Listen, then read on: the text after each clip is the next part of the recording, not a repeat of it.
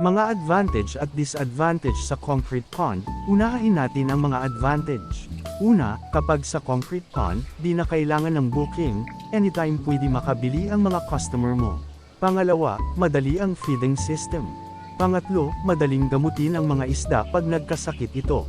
Pang-apat, madaling i-monitor at i-adjust ang water temperature. Pang-lima, madaling makita ang mga fast grower or shooters. Pang-anim, madaling i-sorting. Pang-pito, mas mataas ang recovery. Mga disadvantage sa concrete pond. Una, magastos sa tubig, lalo na pag sa hatchery.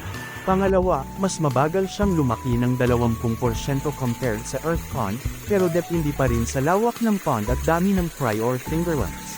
Pangatlo, mas mataas ang feeding cost ng fry to fingerlings sa concrete pond.